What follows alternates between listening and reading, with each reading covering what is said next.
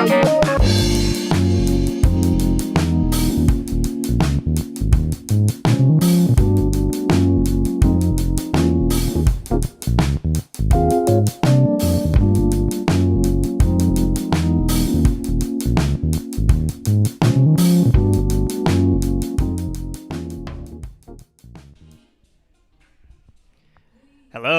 welcome to day 2 of the Seattle Design Festival virtual main stage.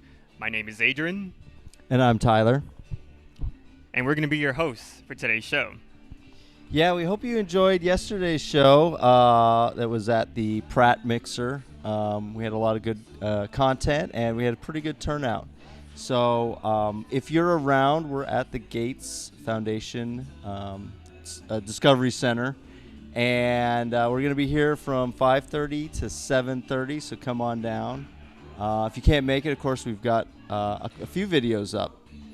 You want to introduce the first video? Sure, let's do it. Yes, we're going to kick things off with the interview that the SDF Planning team did with architect and board game designer Ashwin Kamath, where we talk about his hit game Wolves, as well as lessons on creativity and collaboration. Let's take a look.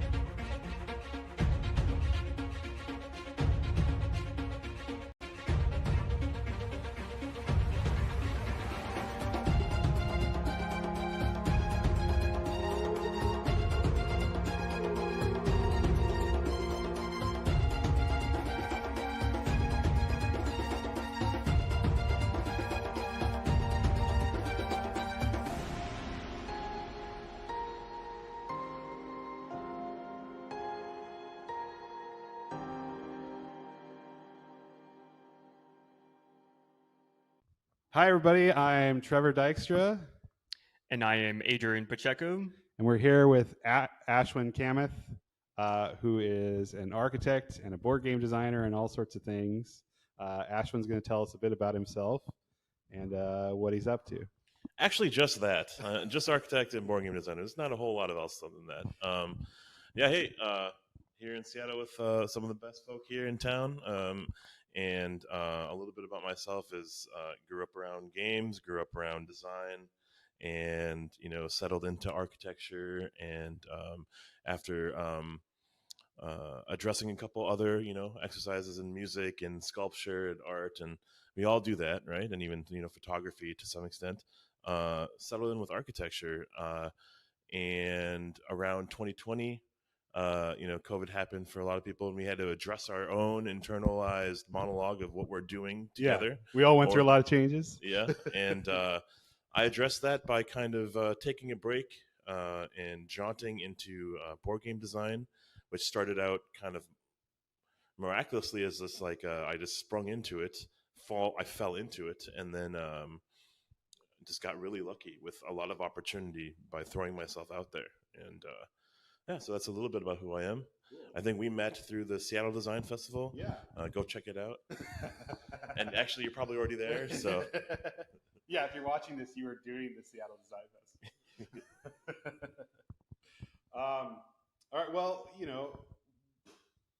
so I guess I should start. The reason why I'd asked to interview you is because I've been following along. I mean, we're friends or acquaintances, like we've known each other a while, and it's like so I've seen you go into board game design. I've followed a little bit of your story as you kind of do play testing and more, and then all of a sudden, it's like, hey, there's this game that you've got, and it's like a big game. Like it's a big deal, I think. Like and so that's why I want to start. I want to start with wolves, and we can work back. And that's what I think we've got in front of us. But do you want to maybe just tell us what it is, and then we can start to ask about like how you design, like how you came to this. We'll work backwards. Yeah, sure. Well, this game is kind of a interactive and potentially, combative game about a pack of wolves, as you are assuming a role of wolves, and you're growing your pack as wolves do, and you're moving around as wolves do, and you're basically immersing yourself as a pack of wolves and competing against other wolf packs in this fictitious land. Yes. We'll call it, I don't know, Seattle 2.0, and anyways, and over the course of the game kind of has this runway of a moon cycle. Yeah. And over the course of that runway, over the course of that moon cycle, things will score. Things will kind of project as who is winning or leading, and then you kind of king of the hill type of determine who is ultimately the winner. Yeah. After the course of that game. Yeah. Sorry, I thought you were going to say something. Yeah, and this game uses a few mechanics that are, I would say, let's talk about those. Fairly unique to board gaming, where heuristically, we're just in these little region tiles, but to do anything in this game requires this little puzzle. We have this board in front of us, and in order to enact, in order to move or to howl, to recruit more wolves into your pack, you have to flip these tiles. This is not like a thematic thing here. Wolves don't flip tiles, but we as humans acting as wolves will flip tiles that match their faces to do things on the faces, on the terrains that you can see in front of you. And notice that when they flip, they kind of flip into different terrain pieces. So you would flip them, and some of them will create different matches, different sets. And there's a set of 3 per unique faction. So for you as the Rocky Wolves, you'll see there's 3 of them that will flip into that Rocky. For me, ice. There's 3 ice. So like you can kind of create these really interesting patterns in order to do the actions that you would like to do. It's a kind of a double layer puzzle in order to do scoring as well as flipping these tiles to actually enact onto the board. Yep. Yeah. Well, I mean, look at this. It's like, I think when you think of design, start thinking about aesthetics or visual, which is one part of this. But I guess it, like at the start of this, it's not that, right? Like what is the initial design process, say, of this game? Where like, I mean, I know a bit about how game design works, but I'm sure lots of people don't. But also, like, how did this come about? Like, how did Wolves itself, like, Yeah. Were you testing mechanics, or did you have the whole kind of thematic idea and came back to it the other way? Yeah, chicken and egg kind of story. I would say, in a nutshell, as short as I can be, I was a mentee as part of a mentorship program, and this mentor and I got along pretty well, and we became kind of friends and colleagues in terms of design space. So we started working on a game together after this mentorship program ended, and we are both fans of or appreciate wolves. We kind of went through this exercise of what do we have in common. We both like games, but we can't make a game about games. So maybe let's just kind of run through a list of things. We both like music. We kind of tried a little bit of that. And his alma mater is the Wolf Pack, and I'm from Minnesota, so there's like a sports team that's there that's about the Timberwolves or just wolves. And that marriage of shared interests kind of created a theme first, and then we kind of started navigating a theme, like how you could explore it as a game. Yeah. And actually, I've worked on many games since, and it's inverted, where a thing that's really fun, like flipping tiles, creates a theme that could become wolves. Okay. Or could become another thing. Yeah, but Okay, we're jumping all over the place, but also I was interested in the corners. Is there something going on with? I mean, those clearly match up with. Oh Or is yeah, that just? It's not telling you what the other side is. it is telling It you what is. the other Okay, side that is. is what it is. Okay. It's kind Oh of giving yeah. you a Oh yeah. I glimpse see that. into Okay. how you map your puzzle. Okay. So yeah. And a little bit more about this, just to keep talking, is when you do certain actions on the board, it kind of reveals, unveils, and makes you stronger. Yeah. So when you start putting things, buildings, or structures on the board or the map, your your ability to move becomes stronger. Your the amount of movement becomes larger. Yeah. Uh, the amount of wolves you'll get will be strong. Yeah. Will be bigger. Your distance to recruit. Yeah. These small things build or amass into a larger, more competitive Yeah. pack. So another gimmick to this game is you're flipping tiles to do things. That's a puzzle, and then this is another layer of the a puzzle. engine kind of the engine build. Yeah. Yeah. Exactly right. Yeah. Yeah. So there. Yeah. So I imagine that helps to, like, board games. At least for me, the level of engagement is all the different ways you can strategize. Like people talk about like Monopoly or something as when they think of board games. Like there's not like a lot to that. Like it's a straight line thing. And like games at this point now, there's all these different ways you can engage with it and even play against each other without necessarily all going to do the same thing. That's what I like about these sort of engine systems is you can focus on something to get a certain amount of power or a certain amount of skill in some way that is lending to a strategy out there, which might be completely different the next time around, I'm sure. Yeah. Um, Board games have kind of sparked and has had this renaissance, to so to speak, in the past 10 years, but more so very recently, in the last 5 or so years. Yeah. And what's provoked it is just because people are home more, people are with each other more, and we've learned to kind of experience each other with doing other things, not just out and at restaurants and other things. We've explored, and we're reinvigorating this space. And the games that we have learned to love and play back in the days before four times, maybe were excellent at that time, but don't actually really excite or exude interest in today's modern contemporary audience.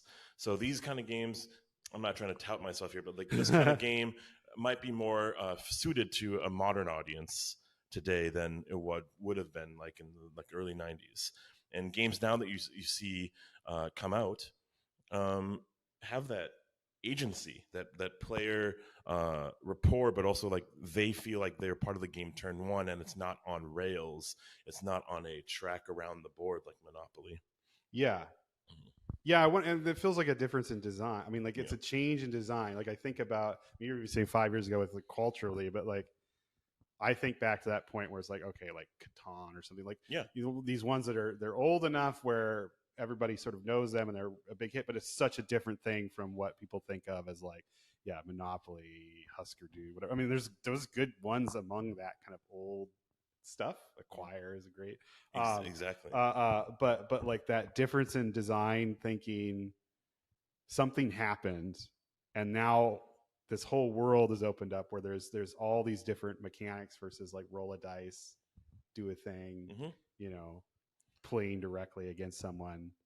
Like we're playing against each other, but I have choices in how I'm playing against you. And how you enact your strategy, whether it's this or whether it's a map in a video game like Halo or something, for example, like how you address going against the opponent might change from map to map or game to game, or who you're teammating or who you're cooperating with.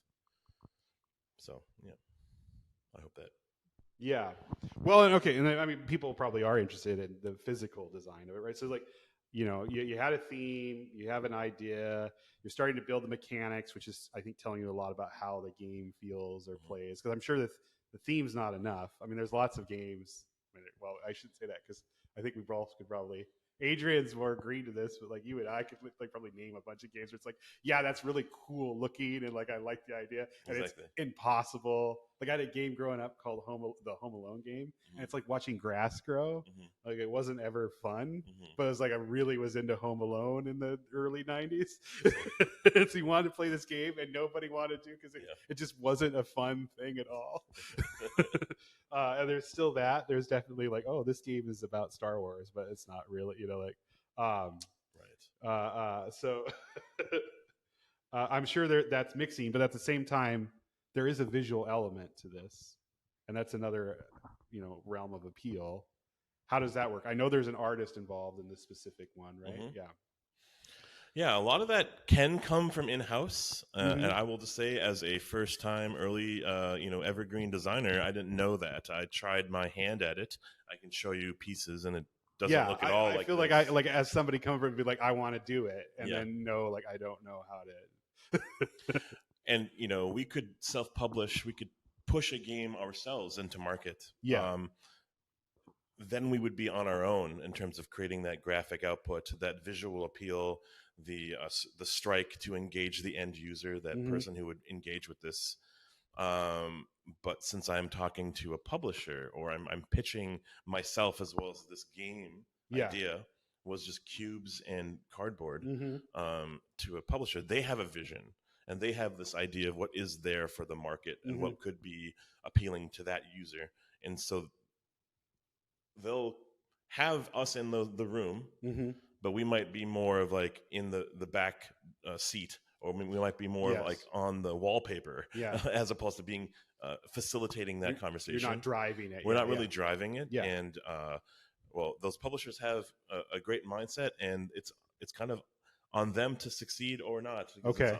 This game rides their company's success. So it wasn't hard to kind of have this thing that you had all this passion about, but then also you're bringing in somebody else who's bringing a lot to it. I mean, a publisher is bringing funding and access. Exactly. And, there's a reason why it's printed all nicely now. Exactly. Yeah. But like, giving up. Does it feel like giving up control a little bit when you're? Without saying too much, the little I will say will be pretty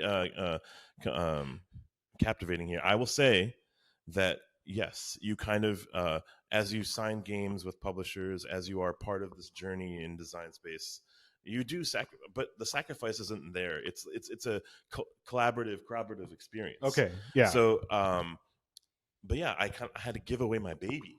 Yeah. That's what I've seen. Is like thinking about. I was like, well, how would I feel if I did it? And like, So it did take a couple emotional cycles, but I mean, the end product is pretty remarkable. Yeah. Like, and every game is like that. Right? The production has gone up as people have shown interest and shown with their wallet. Yeah. Interest in things that are more than just cards, or more than just what you have experienced before. Yeah.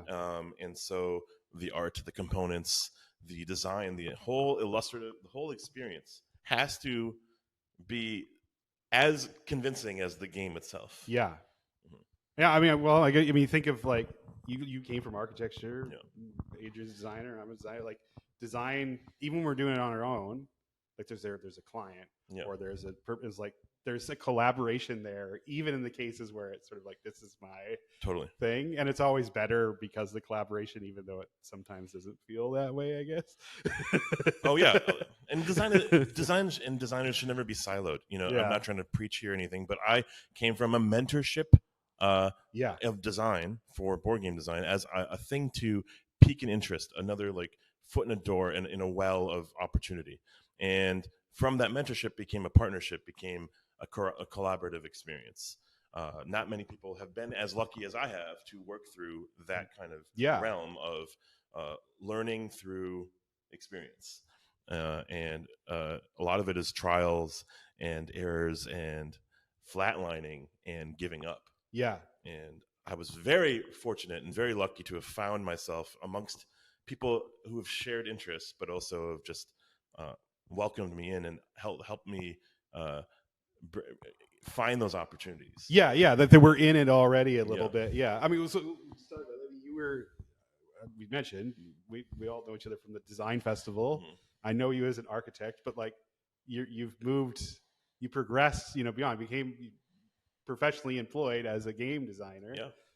Talk about that transition. I mean, I know some of this, so this is more for the audience. You don't have to share everything. But so like part of that's why. Like, was it truly a like, hey, I want to try this other thing, like this is where I feel like I am as a designer.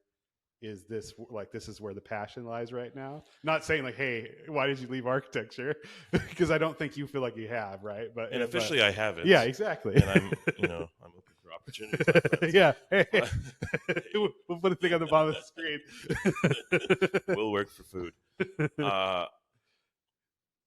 I think you kind of answered my question for me.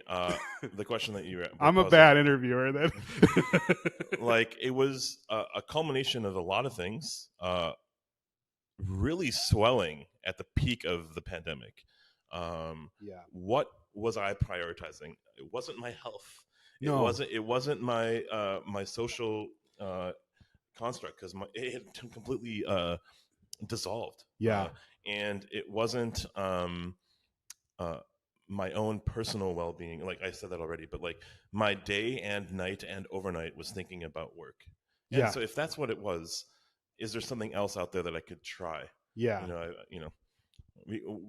Other people have experienced picking up a new hobby and or started to learn how to cook and or run or get a pet. Yeah.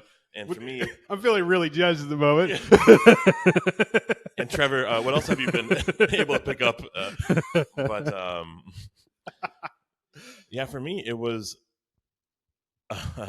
honestly an embodiment of like all these things swelling into an opportunity that I just thought, I don't have a whole lot of time left. Yeah. Getting older, grayer, and unsure of the future as it was showing and presenting itself, rearing its head in front of me in 2020. That in 2021, I decided to, let me try this opportunity. I thought, this might be a 30-day jaunt. Yeah. A little like a blip in the system, and I'll come right back. Yeah, yeah. And I could even, stay kind of just removing myself for architecture just to come right back. Mm-hmm. And it became a very beautiful thing. Taking a chance on yourself, like leaping into, from the cellar door out. It's what could have. That's a good metaphor, rather than jumping off something, like up into something. Yeah, up into something. Yeah. And it's very familiar territory. It's design. It's collaboration. It's shared interest. Yeah. It's problem solving. And you would think I'm lying, but there's too many comparisons to architecture to like to see like it was not anything different. Yeah, yeah. Yeah. It's iterating upon itself. It's seeing the red lines, but not maybe red lines are like physically. Yeah. And testing. There's direction. There's direction. And there's like some foundational like, structure that has to happen in these games.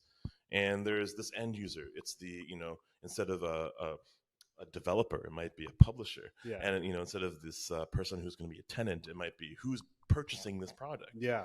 If it's a child, if it's Joey Jojo or Marjorie the grandma who wants to purchase it for Joey Jojo, like you think about all these things, but then also in the architecture field, like how do you feel while you hold this handrail? Yeah. How do you feel while entering in this space, this atrium, this hallway, this living room?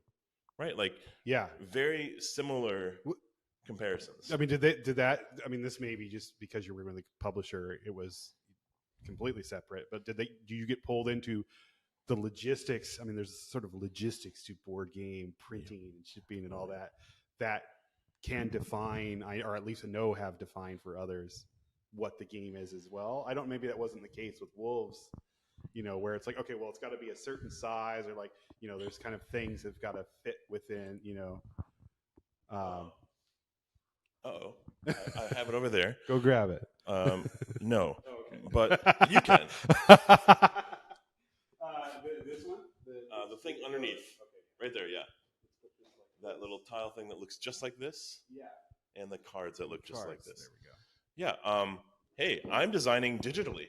because I Yeah. know things digitally. Yeah. We know our software skills, the Creative Cloud. Bless up Adobe, God. Lower your prices, please. Yeah. But digitally designing And sponsor us. and sponsors. This is one tile that I designed in full Okay. appreciation of what it could be Mm-hmm. in real life, and it's half the size. Yeah. They know what they're doing. Yeah. And I was worried about literally physically putting a piece on something that's small. Yeah. My elephant hands. Yes. Can I actually push things? Everyone can, but I was worried about that. This is no different than this. Mm-hmm. Everything's the same actually. Yeah. But they put art on it. They labeled. They shrunk the size. Mm-hmm. Yeah, some of it is componentry. Some of it's manufacturing costs. Yeah. The logistics have only worsened. Yeah.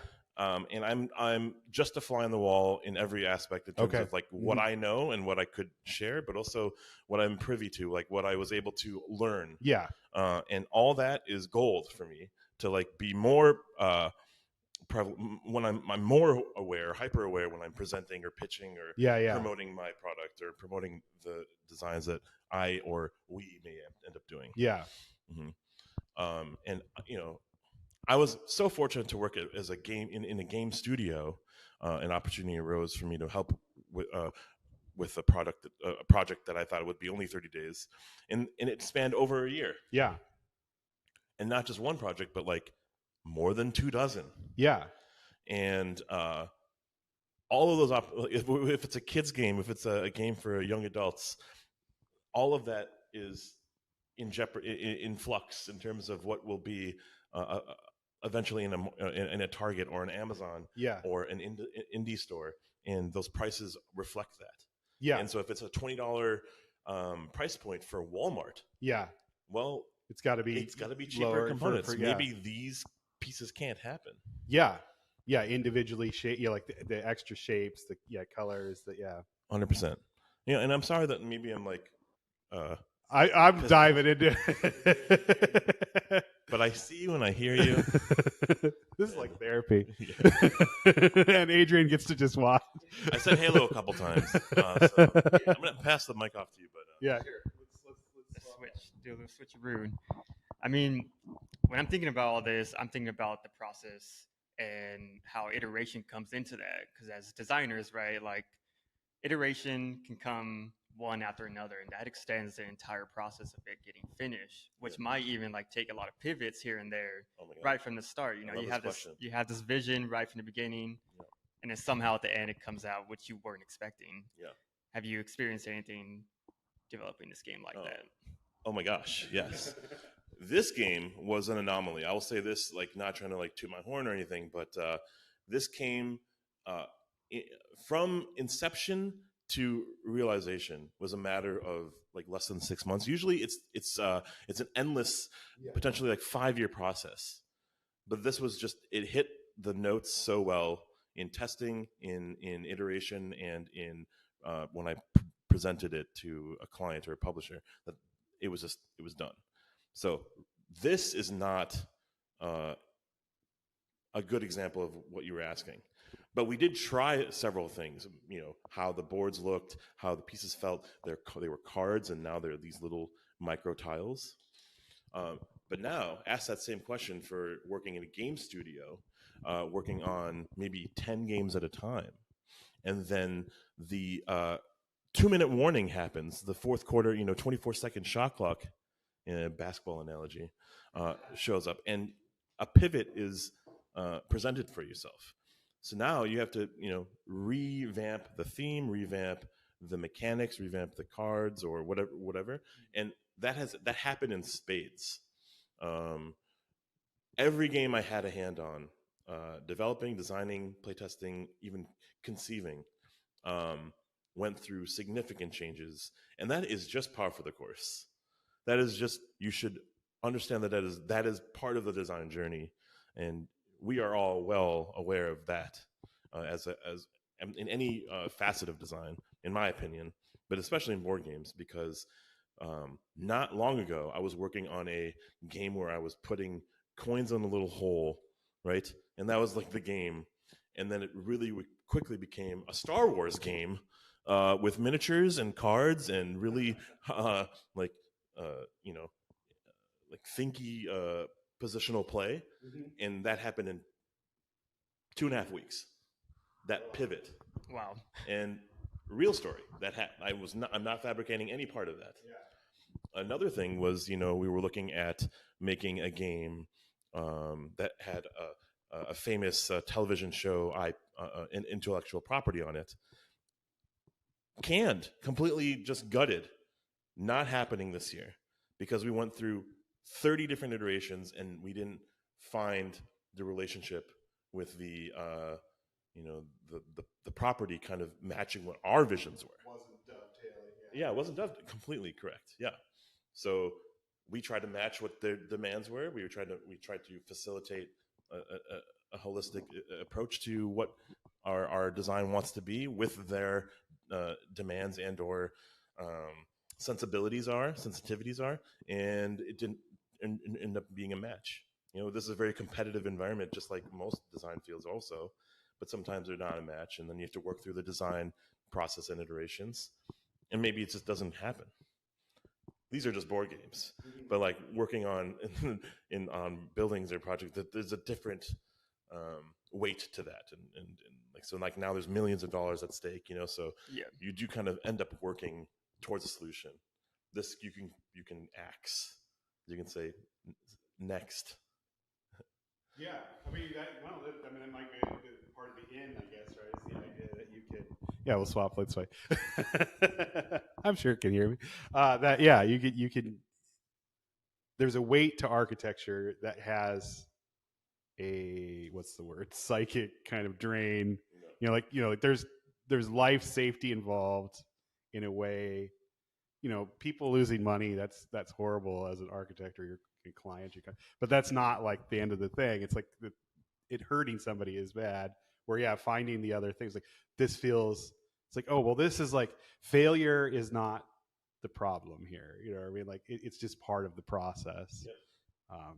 Yep. That's pretty. Yeah, so you mentioned working for a studio, which they were talking about Funko, or formerly Prospero Hall, I guess, is part of that. And that's a whole. I've got like 4 questions about that all at once in my head. One is sort of you've done a game where it's under your own name. It was yourself and one other designer, correct? That was this. Yeah, Wolves. But I've heard this before in like communities about like they get mad about the Prospero Hall games because there's not a name attached to it, which is so funny. We just talked about collaboration and how it's not a single person. Yeah. I mean, there's this idea of certain like Reiner Knizia where like they're like these geniuses who've made a game when they're really, even in that case, I'm sure there's so many people involved.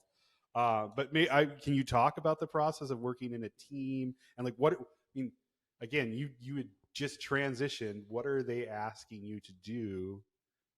What were you doing, I guess, as an employee, games versus, this being your thing and you're sort of driving it at least initially, when you're working in a team like that, how does that work? What is that like? Well, the team dynamic was very dynamic. There are future Rem Coolhouses in there for sure. In that studio of, you said, Prospero Hall. Yeah. It's a group of designers that the lead was a former rapper. Hip hop artist. The lead designers outside of that studio lead are theater majors and actors and musicians. So all multi-hyphenate kind of creative people. Absolutely. Yeah. To the absolute end of that word definition. And here I am with some design background. Yeah. And I fit right in, and I also stood out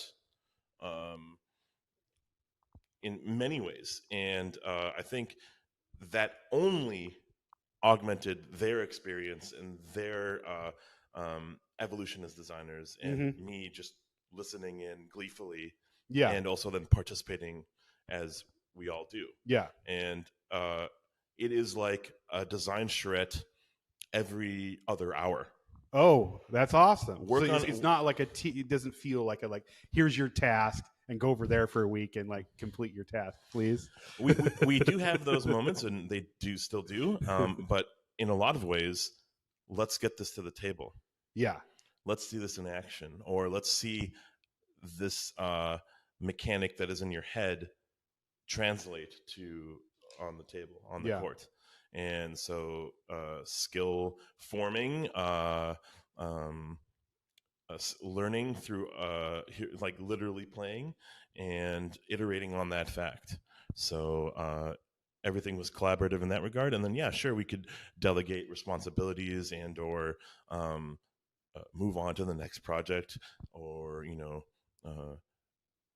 manage our time to expedite this sequence and or push this off to another date, and just work together to create the best possible product with the time remaining.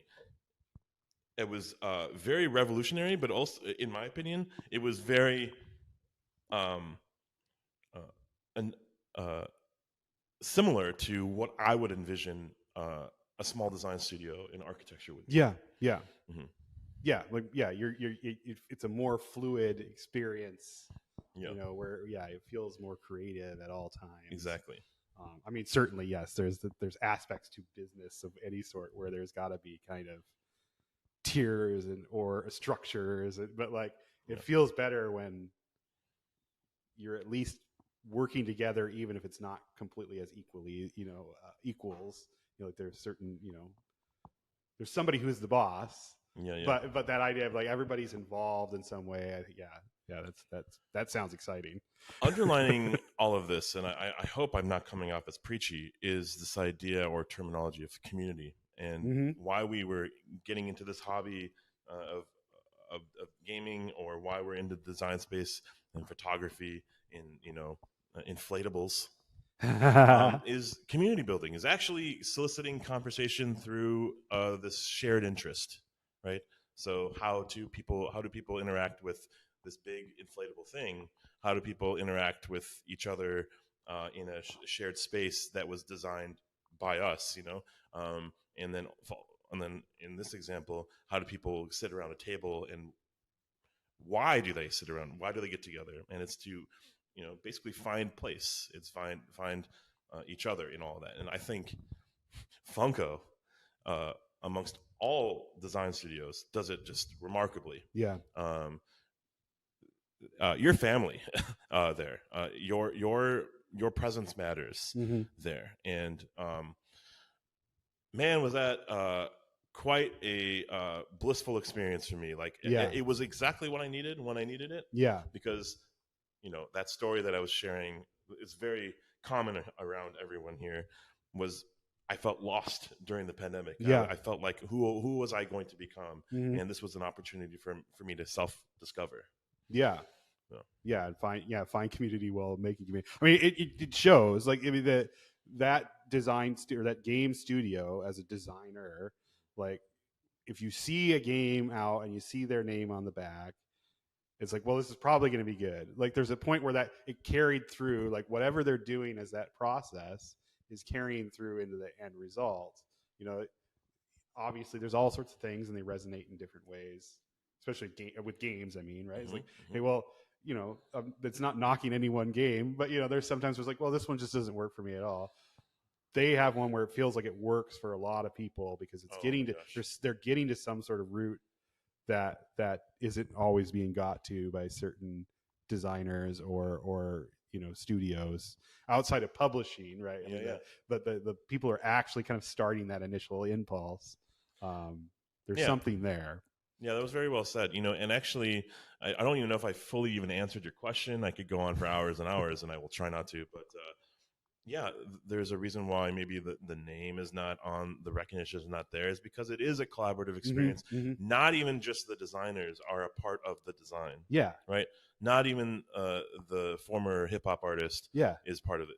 It's the people we were talking about this earlier. Other kind of affiliates that were under the Funko umbrella, like a Mondo, or like a different group that are designers, that are artists, that are are in marketing or in sales, or kind of admin. Yeah, they're also part of this experience, and it sounds too good to be true that everyone's a part of everything, but that's actually the truth. That's the model there, because the end user is everyone. Yeah. That's Funko's games and their kind of their pitch to Amazon and Target and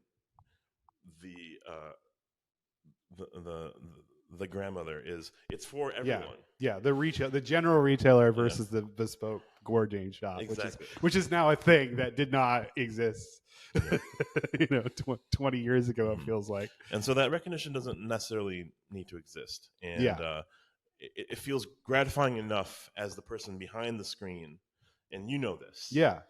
Just to have someone experience your product. I mean, there's a tie to architecture there in a way too, where like we definitely are in a field. I mean, graphic design is the same, where there's certain people who like their names at the top, and it's like, oh, like you mentioned Ram Koolhaas. It's like, okay, that's the designer of the librarians, but it's like that's not really true. Like, right. I mean, even in that case, even if you wanted to give it to one person, there's probably somebody else at his firm who's like more responsible. But even outside of that, there's other architecture firms and there's other designers, and like it's informed by everything. The librarians there, but yet we still want like one person to get credit. There's always a kind of, and that I feel like that in board games a lot. Like there's a lot of like, this person's name is on the box, and which I'm sure there's part of just that's what you do, but it is interesting that's what gets followed a little bit in that community. Yeah, maybe more in the niche community, which is just growing. They're in your backyard now. I'm looking at Board Game Geek is what I'm looking at right now, but they're like weeds. But maybe they look at that as a selling point. Yeah. Who made that, or who? What does that look like? Well, and I mean, there is something to that. I mean, there is a little bit of that. Like, in certain cases, like, okay, well, this person's involved. I'm at least interested in this because of how I felt about something else they did. Yeah. Even recognizing like they're not solely responsible, but they're part of something that maybe that team exists again in this case. Yeah. Full openness here. I didn't prepare a whole lot. This is more just an open conversation. One thing that I did think about is kind of a very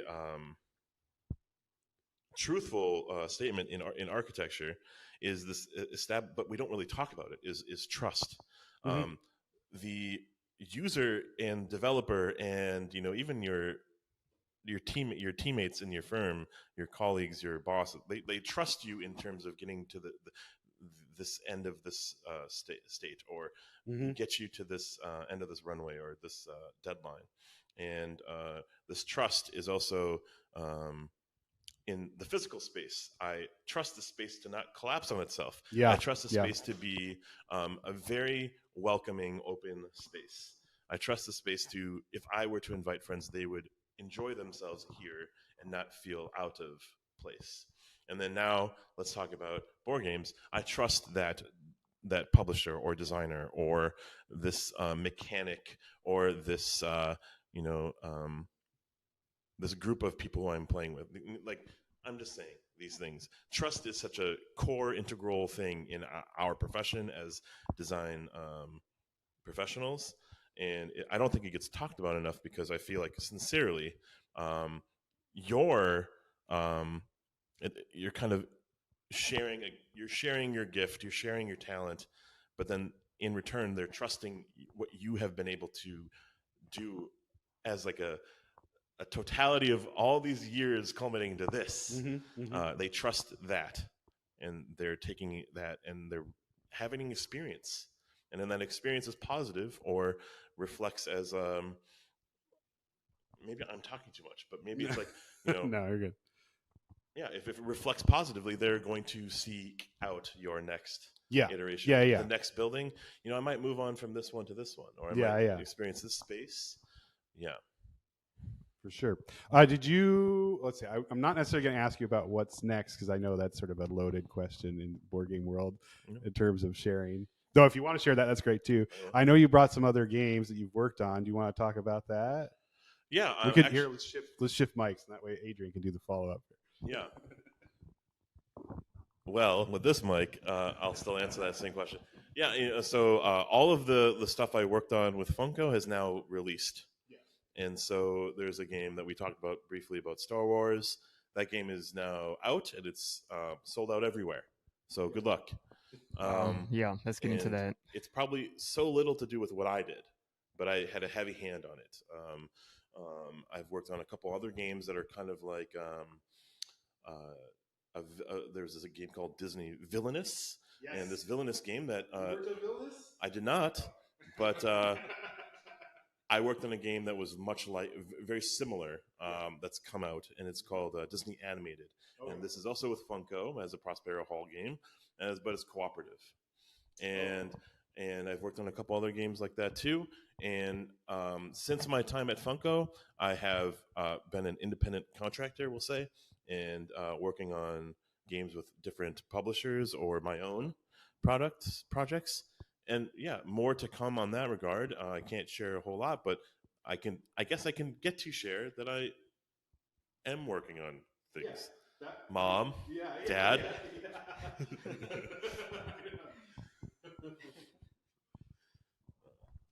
Yeah, I mean that's great, right? Like, I don't know, for someone like me too, like growing up watching something like Star Wars too, and being able to have a hand into that, that must be feels really great, you know, because you're affecting an entire community who's also following that too. And when you bring it down to a base level of like making and working on a board game, you know, something tangible to that digital experience that they've been like experiencing all their life, you know, that must be feeling pretty great. Yeah, that's my fish tackle box version of the game. We can share a little bit about it.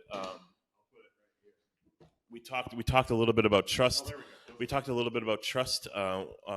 Yeah, I am a Star Wars fan, right? But boy, am I not an expert. And I am into Disney, but everyone else at that firm that I work for, the company I work for, is into Disney.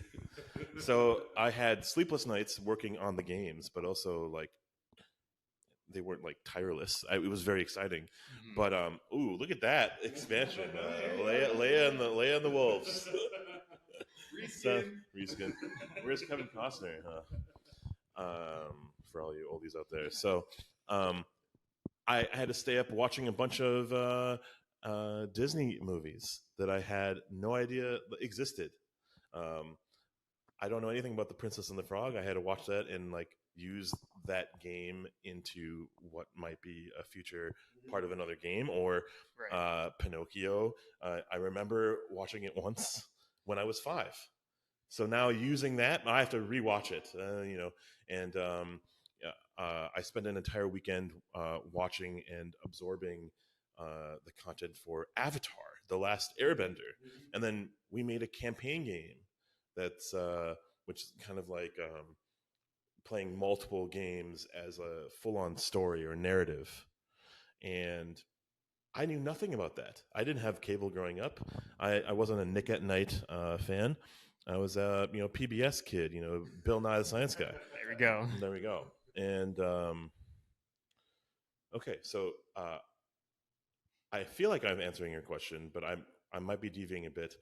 But I'm going back to that word trust. So now we're making a Disney game. Now we're making a Star Wars game, which is I guess also Disney. My design sensitivities have to reflect the people who are going to buy the game. Yeah. So they know Boba Fett. I don't know anything about Boba Fett. Right. I know that he exists. He shot a dude, and then he was reflecting on the fact that he shot a dude, right? And then there's a whole show about him, and I had to, so like, and I knew Grievous coughed, but there's more to it than that, right? Okay, so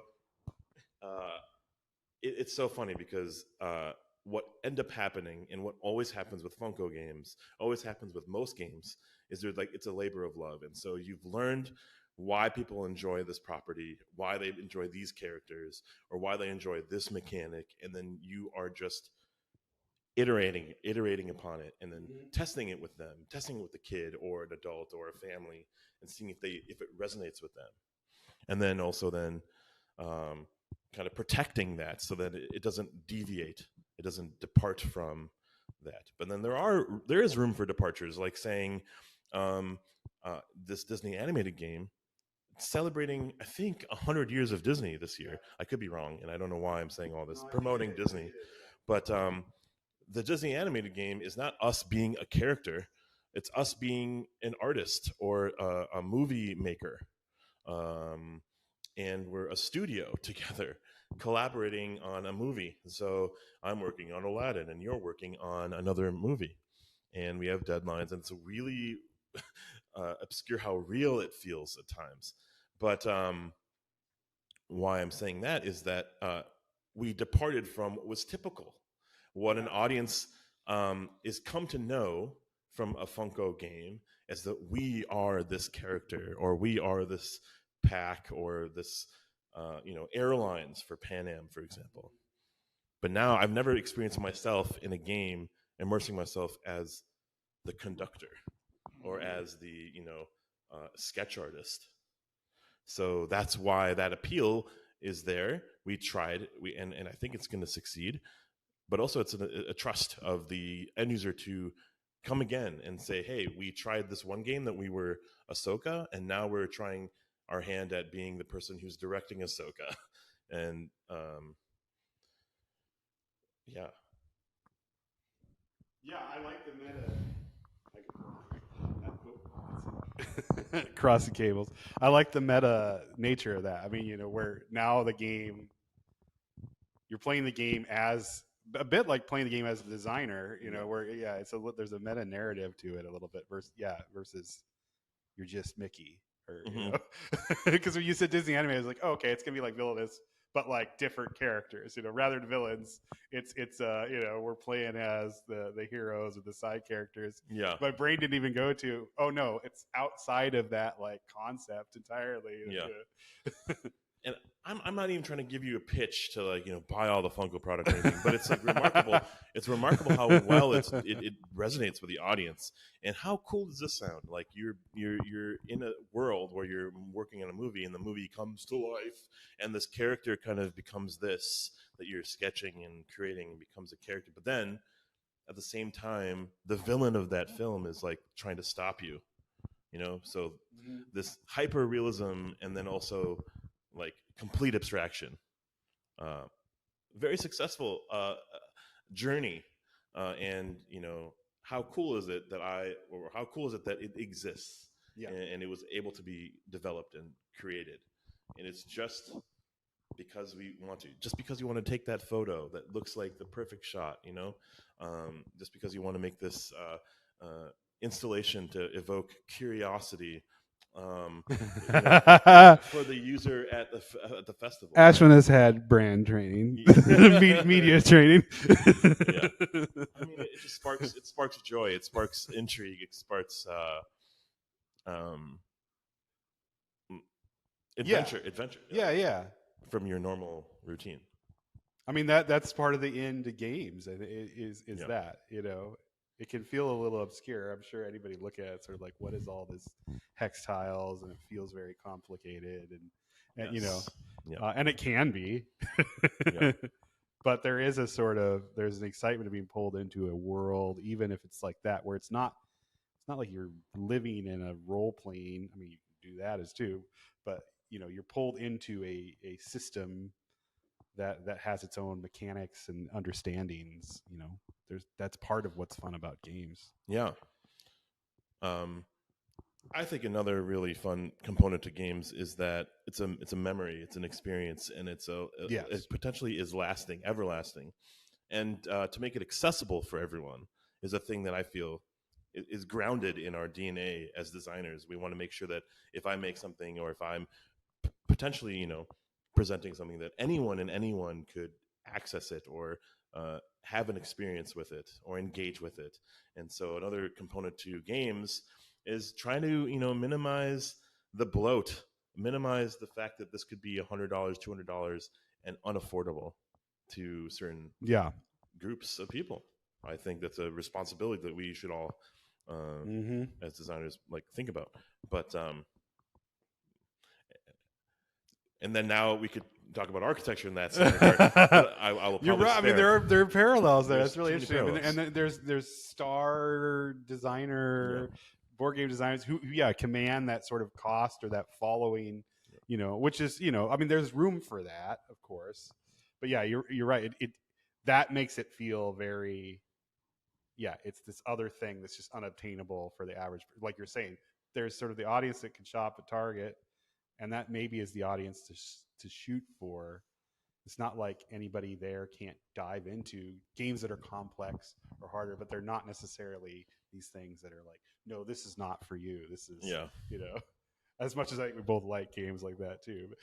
But we're already in. Like, yeah, we're already. I mean, we're thinking probably this very similar game without calling anybody out. But yeah, like I feel like we were just talking about Star Wars, and that intrigued you. Yeah, right. Like, but like if you pulled out Gloomhaven, probably won't. Adrian would walk away.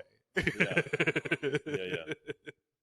As fun as those things, I mean, and those things are really fun, but you have to like, I mean, I guess it's within design too, right? It's like if we were talking to any person, I mean, part of the festival is pulling people into the idea of design or what design is like. Yeah. If we got really into the weeds, that's fun to talk about when you're already in it. It's very hard for somebody to kind of get into, like, you know, that it just sounds like gobbledygook, you know? Yeah. And I think a lot of the responsibility of designers try to enhance that gobbledygook, but then maybe the publisher or the the vendor is trying to sell it to a user who might not know anything. So the onboarding should also be approachable. Yes. Not just like, this looks like I love it. Gobbledygook. Yeah. There are a lot of things out here. Yeah. I mean, so during design process on this one, did you have that step of like, did you hit a point where you felt like, oh, we've gone, like, this is too many things? I mean, I'll share a thing to into that. The reason why we're asking, I guess, Adrian, were you part of this? Adrian and I do design projects together. Our group at one point did a little game, like a little kind of card game thing that was an interaction, say for like design festival, like kind of an installation. And we got so far into kind of making it all themed correctly and, you know, having it all kind of feel congruent or coherent that to explain it was like 14 steps. It's like, first you do this, and then this thing says this and this. And really all we wanted people to do was to put stencils on a map. And we put it so far down the line to do this and this and this that no one, like, the in for people was kind of out. And then the funny thing we saw is that people just started ignoring the card bit and like all this early steps and just picking up the stencils and putting them up, not in ways we wanted, but like they were having fun with that. And it's like, okay, well, there was a learned process to, you know, we could have learned something from that. And if we iterated again, gone with that direction, you know, that simplification in a way.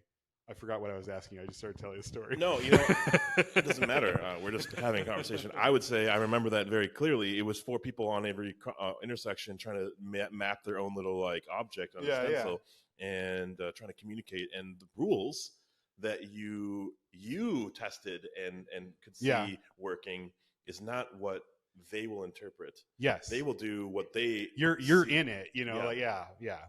And so you're actually the worst case user because you're in it, and I've learned that. And so I divorce myself from when testing. Like, I'm not testing with myself. I am, but I don't use that as data, and I don't use that as iteration. I use what you could or what you would see as a problem or a sticking point, and change the rules. Change the game or the stencil or the programmatic, you know. I think you had this like coordinate thing where hey, move left, move right, and then like you're making these shapes. And I remember in the Seattle Design Festival, oh my gosh, one of the first ones we did was that I did with the firm I used to work for, was this common thread where we were just like putting twine, and you had to follow this order. And boy, people just took twine and left. Yes. Or they took twine and just spun it around in a thing, and then they're like, I'm good. Yeah. I really don't like homelessness. Or I really don't like what's happening to my neighborhood. Yeah. And they would just kind of do things out of sequence. And, well, we didn't test. We didn't discover or think about or even consider that the audience, the user, would go this path. Yeah. And you have to think about that. Well, I guess that's what I was getting, is how do you get between the balance of, because you had an intent there, and I think the intent was that journey of those questions, say in that case. Yeah. But you could play test and say, or like that is a play test essentially. The festivals Mhm. are really good kind of tests, you Yep. know, of those things. And say, well, they only did this, and you just follow that, but that's not really following the intent, right? So, like, I mean, clearly there's a thing while you're designing now. I mean, do you feel like you have some sense of, you know, a little bit about where that's going to go, or at least you have a general expectation that's outside of just I know what I want? And has that come from like just experience with playtesting, or is it just something you're knowing within design to think about? This is, you can see those kind of problems cropping up now. Yeah. Once again, I'm feeling like the luckiest guy in the world sitting with you right now. But also like the year of experience I had at Funko, plus the year or so through the pandemic, finding out this found hobby. I learned 10 years of experience in like one. Yeah. And so yeah, there's this like ingrained like background that I know, just maybe now naturally, and I might be even wrong, but for the most case, there might be some like at least base layer. Base coat that I know. And maybe math isn't my strong suit or whatever, but at one point it was. I know something about like statistics and odds and probabilities and permutations of that. And so small amounts of data I can kind of glean and or have already figured out from past iteration, just like how an artist learns how to paint, just like how we learn how to design a building. We now know wall types. We all know, we don't have to think about that. It's already kind of in our DNA. Right. So Adrian, you want to ask the last question? We're at an hour. wow, I'm sorry. No, that's good. Gotta make it good. Last question. Yep, on the spot. Last question. Take your time. I know, Trevor. I feel like you're hitting on something really good there on the topic. Yeah. I mean, here, let me add this. So I was gonna say. So I mean, we're part of design nerds, and that's what we do, right? It's like we do these things that are all interactive, and I feel like we keep running into that problem. I mean, and like I've said, we've learned things from doing stuff, but this idea of like, is there a point where you're prejudging what you think people are going to do in a certain way, and then you're kind of tweak the design, or we tweak how we're going to create an interaction to either stop that or direct it another way. But then are we losing something by doing that? You know, because it's tough with design installations because you don't really get to do a lot of testing. You do it, and then you build it, and then you do it, and that's a test. And then maybe if you have a chance to iterate, like we have one project we've done for a long time called the Bop Bags that Adrian and I worked on, that we haven't iterated design, but we've probably iterated what we do with them. I mean, from the first time till now, it's a different interactive process or how it's presented. But that is something when we're designing stuff as a group collaboratively, thinking about how we're going to have a guest here in a second. Thinking about how we're going to have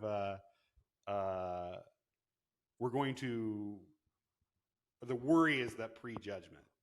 And I don't know, maybe you could talk about that. I mean, yeah, both mics, please. Both mics, give him the mic and he can Sure.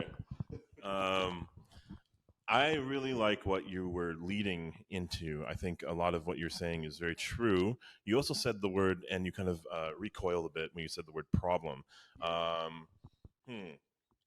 Isn't it fun to experiment, have it completely flop, break down, and then try it again? It might suck in the moment, but you then see you've like now iterated, you've now seen an endpoint, and you can now expound on that endpoint. Isn't it fun to then have this like next layer of learning, and then now your inflatable is inflatable bubble, and now it's you're also inspiring other people to try these inflatables, and from that experience you can also then expand on that, and now you're doing more versions of the same thing that you were doing, and or the trials that you were trying back then that were failing now are succeeding, and now there's maybe even more budget or more time, or you've learned, and all that process is just like kind of culminated into this larger project that keeps building on itself, it keeps iterating on itself. I actually never, now I will say back then I felt like so much paranoia and so much of my self-worth attached to a pile of wood. created into this little box that no one engaged with. Yeah. Now someone's going to do it wrong. someone's going to do it wrong. That's the end part. Yeah. That matters. Yeah. Absolutely not. It's the, oh my gosh, this sounds so corny. It's the journey with your friends, my friends. It's the art of the curiosity. It's it's like actually literally learning along the way with everyone and having this like completely amorphic resolve that you weren't expecting. That's the joy that I seek in this and now in every like version of a profession I'm seeking. But also like those end results with the user taking on whatever they want to do with it, that's fun. That's joyful. They interpreted it without you being there, without your guiding them or holding their hand. If they would have had a different experience, they would have had a handheld experience. And actually you gave them an option to do something by themselves. So like, I think that's very successful, regardless of like how they approached it. Yes. Yeah, most definitely. Because at that point, some may argue that it becomes a decision of like following design and then following art. Yeah. One is like kind of there's boundaries, there's guidelines set in place, intended for you to go in that direction. Whereas art is kind of like for yourself, right? It's something that you kind of create along. If they want to find themselves in that process too. Yeah, exactly. So it's like it's interesting because there's like a path you can like jump over back and forth, Yeah, 100%. Yeah. So I guess for last question, from everything that was discussed, you come from a background of different like knowledge sets. For someone who's interested in, diving into the realm of game development, what advice would you give them to get them started? Yeah. Oh boy. So that first year of me thinking about this was just a Google notepad, right? Okay. Of me thinking. All I was doing was thinking. And oh boy, was that fun, but nothing materialized, right? Yeah. My advice to young or just journeymen or journey people on this idea of getting into game design is to literally put pen to paper to an actionable thing immediately. And my second little piece of advice is to have someone else interface with it. They are your guinea pig, they're your test subject for along your journey to see its successful model. So try something that is going to be very unforgiving. It's going to be very scary, and that's part of it. So now that you know that it'll be scary, don't worry about it. You get to try it 1,000 times before it's going to probably click. But at least try, because that first year of myself was fun, but it was me in a spreadsheet, or it was me with just a white page of paper digitally, not being able to share, not being able to talk about it. Actually only talk about it, right? I can't really share it. So that would be my first piece of advice, is to stop thinking in your head, stop putting it into like this digital space that you'll just never come back to, and put it on a physical piece of paper immediately. I like that. And try it with you, or try it with someone else and not with yourself. Yeah. Trevor, you want to add something else to this? No, I mean, that's great. I mean, I'm a fan of doing, just try it, like break it and try it, especially in this sort of design where it's safe to do that. Like there's no harm that comes from it. It's board games. It's board games. So you can't kill somebody. Can't kill someone. Well, well, yeah. Hopefully not. Don't be that person. Not fit. Yeah. Maybe within the game. Yeah. No, I think that's a great way to end it. Don't kill anyone. Ashwin, thanks for being with us. Is there any? Do we need to like link to anything? Should people follow you somewhere? Plugs, basically.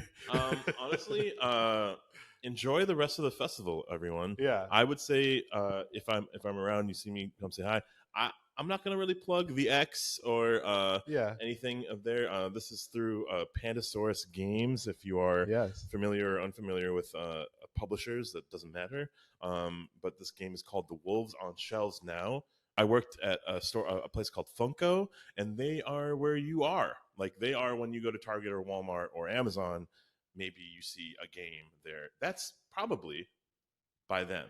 Yes. And well, look at them if you want to. But I'm not gonna like necessarily plug anything more. But yeah. Well, I mean, horrified, villainous. I like those two. There's two right there. Yeah. And then and shout out to you guys, for doing this. Is such a fun little experiment and experience to just like. I'm not away from architecture, but boy, do I feel part of it again by sitting next to you guys, right? But I have felt distant since kind of taking a little time away from it. Yeah. And so I want to get back into it. I've never really left, but I have felt like I have had enough time to feel like I'm separated. Yeah. To be amongst designers and architects and design, and graphic designers. Like it feels warm to be around company like that again. Mm-hmm. So thanks for having me. Yeah. Well, thank you for being here. Yeah. All right. Well, we're going to throw it back to the mixer party. Stay tuned. Yeah. Back to you.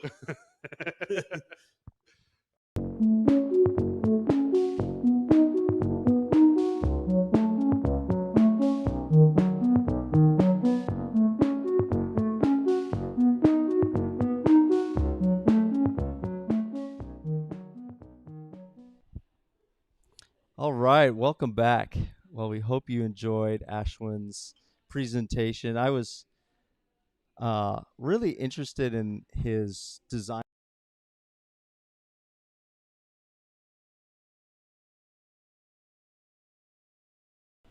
The development process and ultimately implementation in the process of creating a game. What did you think? I know you were there in person. Yeah, I had to say, I learned quite a bit about designing a game from him. It was a good conversation. In particularly, I would love to get my hands on that Star Wars game he brought up. He had a hand on it. Big Star Wars fan, but overall, it was good. It's just something that people don't really understand how much goes into doing and making a game. But overall, good conversation. Yeah, absolutely. I hope you all enjoyed it. What we have coming up next is the AIA Seattle Committee on Homelessness has a panel discussion about initiative I-135 that I think a lot of Seattle residents are curious about in the social housing development. So we hope you enjoy.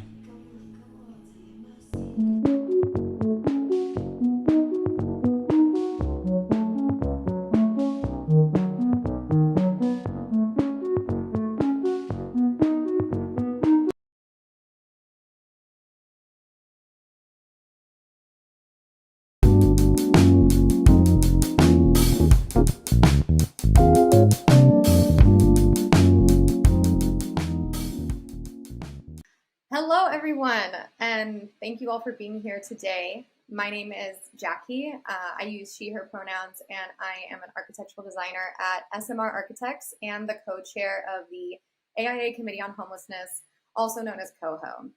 We are here today to discuss a project that COHO has worked on in partnership with House Our Neighbors Coalition to develop a feasibility study for the Seattle social housing developer, which was created through a voter pass initiative back in February, also known as I-135. For those unfamiliar with I-135, it was an initiative to create the Seattle social housing developer to build and manage publicly owned affordable housing within the city of Seattle for residents making 0 to 120% area median income. COHO has been an advocate for I-135 since its inception and has been actively working with House Our Neighbors as campaigners and educators since February of 2022, as this little timeline shows on the screen here.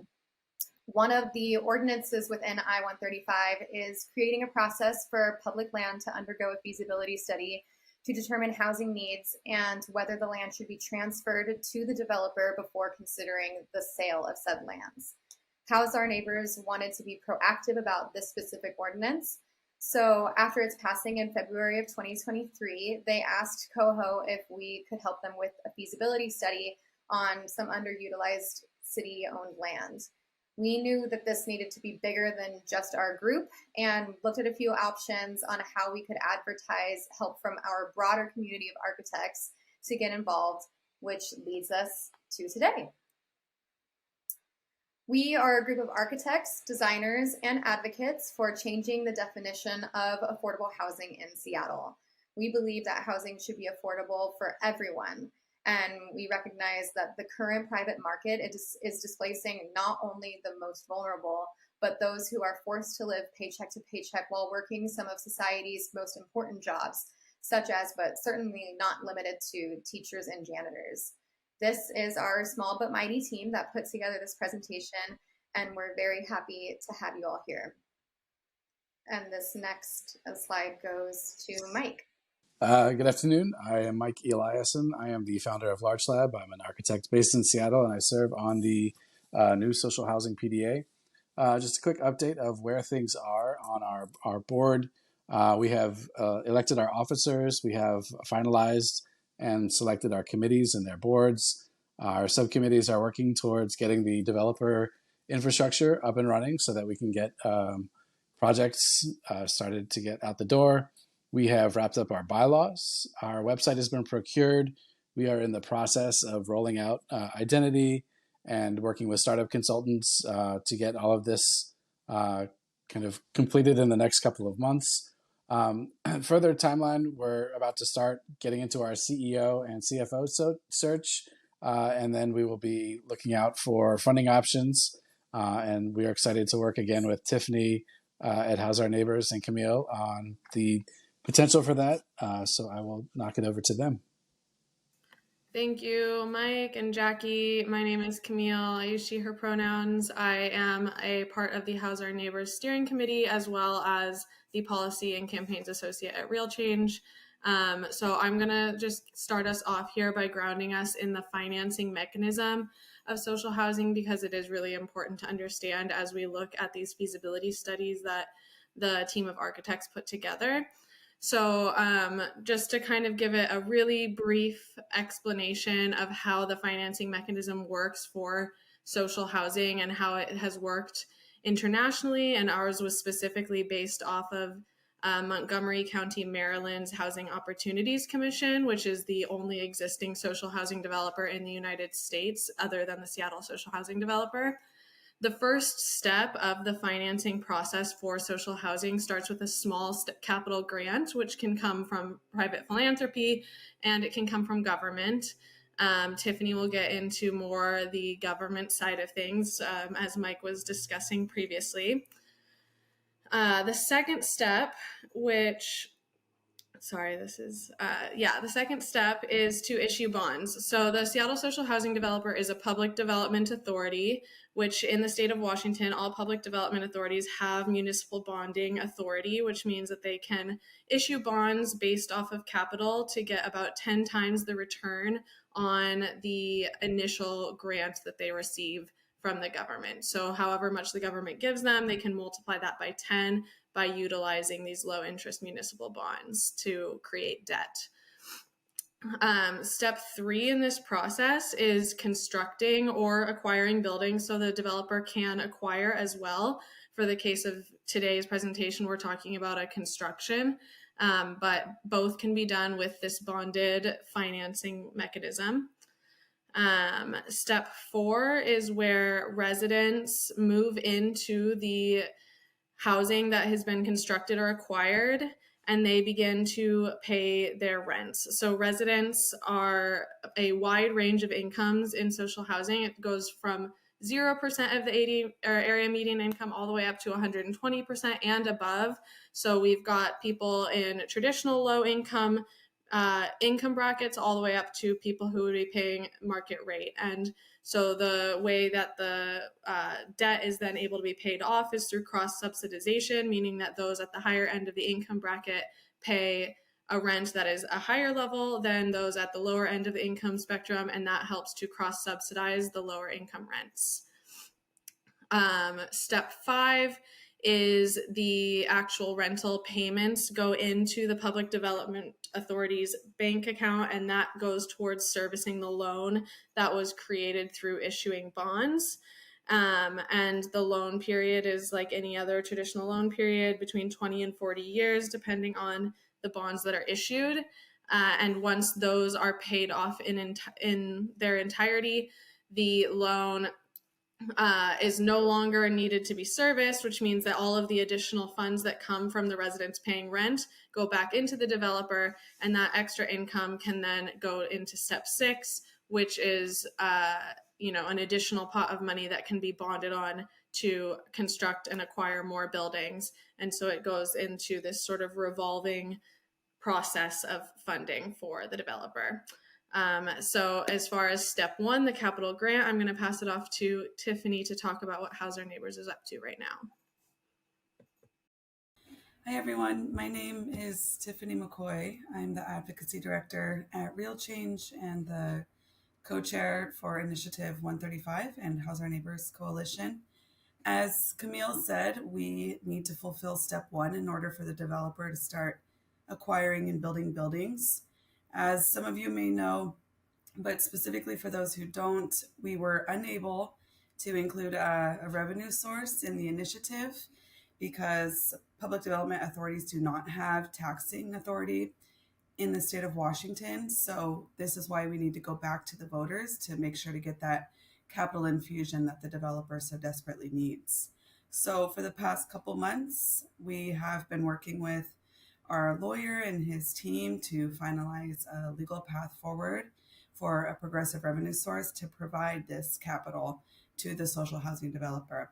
I'm not going to get into any of the details here, and in the question and answer period, if someone asks what the revenue source is, I'm just going to say that I'm not going to get into that. Please do sign up for the House Our Neighbors newsletter at houseourneighbors.org. Once this is something that we can alert the public of, that is where you will find out that information. But we are hoping to launch this initiative by the end of this year, 2023, so that we can get this money to the developer. I'm going to turn it back to Camille now.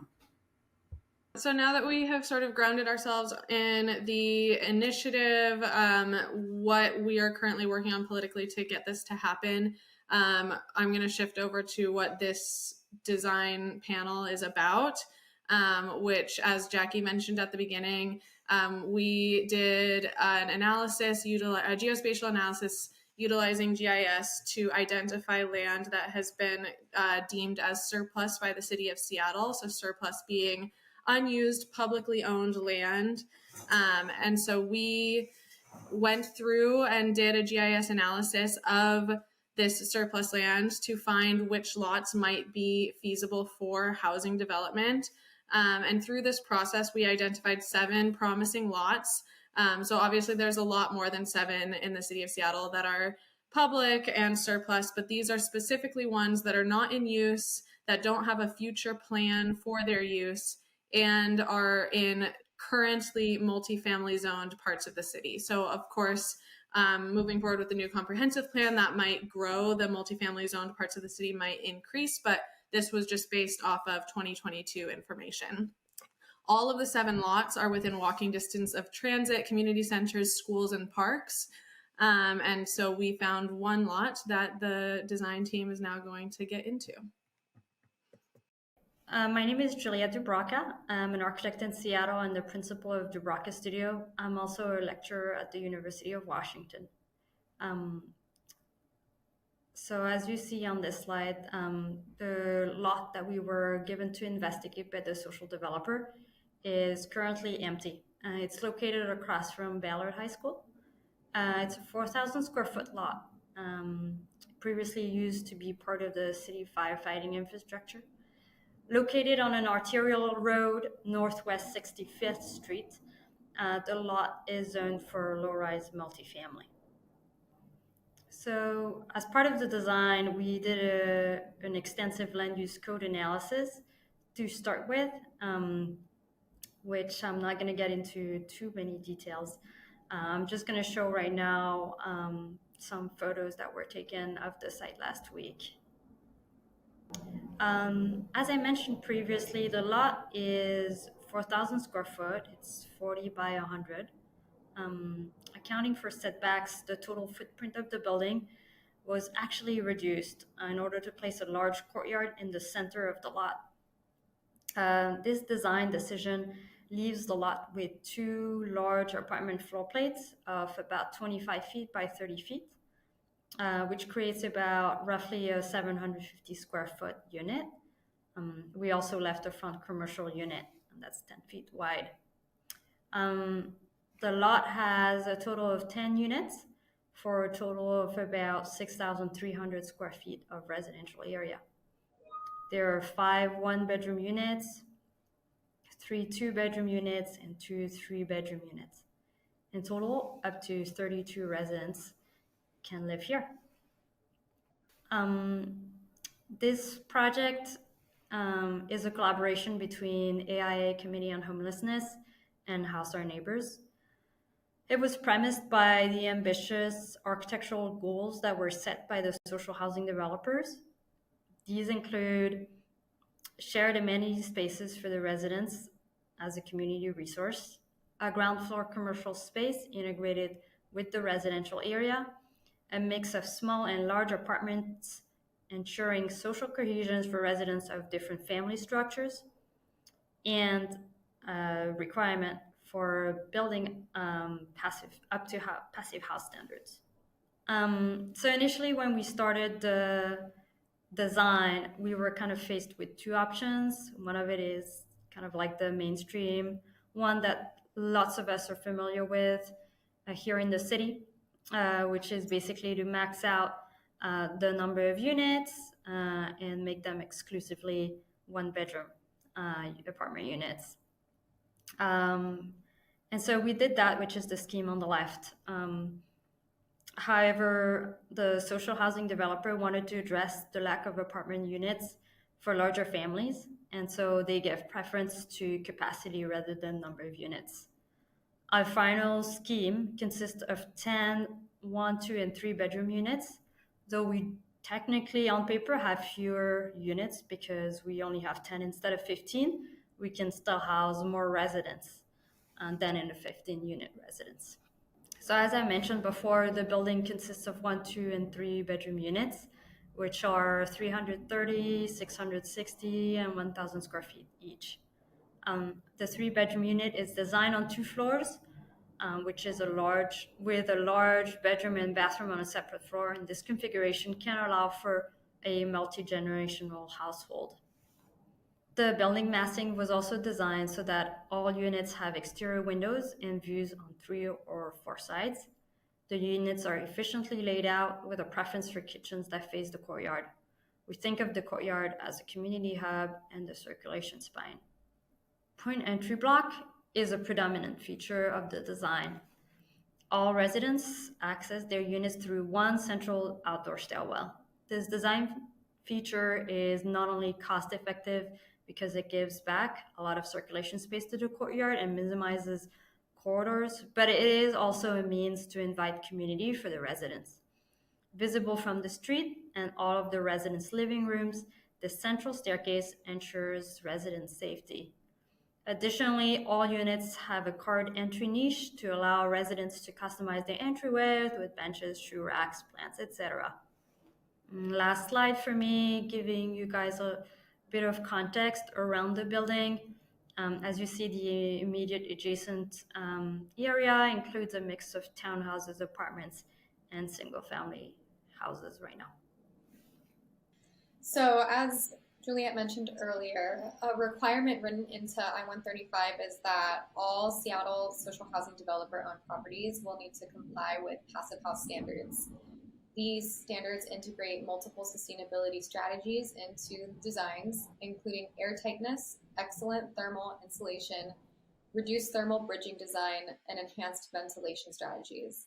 Our design also includes other sustainability strategies, such as reducing heat island effect with a white roof and increased vegetation throughout the site, and providing more greenscaping to improve air quality and general health of residents and passerbys. These strategies not only improve the well-being of those living at the property, but also have a larger impact on the community around it by reducing its carbon footprint and acting as a carbon sink. Our design aims to invite visitors from the sidewalk onto the property while keeping a level of privacy for the residents using multiple courtyards and a staggering of public and private masses. This perspective shows the street view looking from the northeast, showing the commercial massing protruding beyond the residential, creating more privacy for the residents above and highlighting the commercial space on the ground floor. As we approach the building, a sense of intrigue begins as the commercial massing creates a peekaboo view into the public courtyard, encouraging those not living at the site to explore. The commercial entrance is also off of the courtyard and not on the main street, which forces the public to go onto the property and see more of the courtyard space. And this is the view of the courtyard from the entrance to the property, showing the extent of the public courtyard, which can be used as seating or other uses as deemed by the commercial tenant. Beyond the public courtyard, you can see the space narrowing and separated by the vertical circulation to spatially signify the more private spaces of the courtyard as you walk into the residential area of the property. And then here we see the floor plans of each level of the building. As Juliet said, we've provided a diverse mix of unit types to allow a diverse group of residents, from small to large families. The 1-bedroom units take up about half the space of each floor of the buildings. The 2-bedroom units take up an entire floor, and the 3-bedroom units take up 1.5 floors as a 2-story design. There is a 2-bedroom unit on the ground floor that is designed as accessible. And a big benefit about this design is that each unit has at least 3 exterior walls, increasing opportunities for cross ventilation, daylighting, and eyes on the courtyards. And one of the building's roofs is designed to be a community garden, which Anna and Emma will now speak about further. For the site plan, we took the basic geometry of the building and extrapolated its shape to fill the site with spaces that promote interaction, designating areas for both public and resident-only use. The sides and back of our site are marked by larger setbacks in which building is not permitted.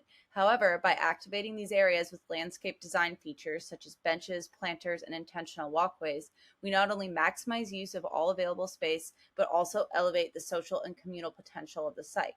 For the ground level plan, we have a main entry at the northwest corner of the site and a secondary private entry on the northeast corner. We divided the site into designated public and private areas. At the main entry, we're met with the commercial space facing Northwest 65th Street, where we attached a shared public courtyard. This area is intended for use by both the public and building residents. The spaces intended for resident-only use begin as you move further into the site and upon arrival to the main staircase. The roof is accessible only to community members. On one side, we programmed a small garden with planting beds, and on the opposite, a communal space with shared tables. We don't just want to build housing. We want to build housing that fosters community ties and a real sense of belonging for future residents. By bringing in landscaping on the ground floor and roof that is congruent with the building floor plans, we create an atmosphere, a place. This is not just an apartment building with amenity space. It's a development designed around principles of inclusion and social cohesion. So this is a view of the site's primary entrance. Here we see the courtyard attached to the commercial space, with a hint of more private spaces located just beyond the first planter and bench elements.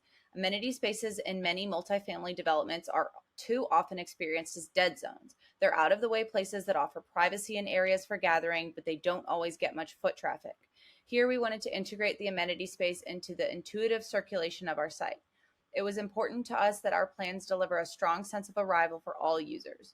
We placed this public courtyard along the entrance axis to create a lively threshold for all visitors and residents, as well as to enhance visual continuity and create an organic flow of movement.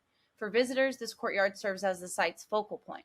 For residents, it's an intermediary space that functions as an engaging transitional corridor in which one moves from public to private spaces. Hi, my name is Emma. I'm a semi-recent graduate from the University of Washington, where I studied urban geography with a special focus on child-friendly city planning. So here we have a view of the residential courtyard area, which is the intended focal point of the residents' shared amenity space, a place where people can meet, move, and meditate, ensuring easy and ample access to green space helps to establish a more dynamic living space while also providing environmental benefits to the local community. The courtyard model of shared space can improve health and well-being of the building's residents, as it provides opportunities to create and sustain supportive social ties within a secure and yet open area. The courtyard is shielded from street view and full of greenery that functions as a sort of passive acoustic insulation, which further increases a sense of privacy. Residents can keep an eye on their surroundings and one another here, which provides the added bonus of creating a safe and secure area in which kids can comfortably play. And finally, here's a view of the rooftop garden. Not pictured as the communal space that was designed for the southern mass of the building. We want to promote a sense of responsibility for the environment and encourage eco-friendly practices, and a community rooftop garden helps to accomplish just that, while also initiating social interaction and encouraging a sense of mutuality and shared responsibility for and between residents. The rooftop garden also helps to insulate the building against heat and cold, manage stormwater, and modify the microclimate. This is especially important in dense urban areas where structures are highly concentrated and greenery tends to be limited. Yes, we're in lush Seattle, but our urban areas are still subject to the heat island effect, which negatively affects wildlife and human health outcomes. So here and in future social housing developer projects, our aim is to cultivate a sense of collectivism.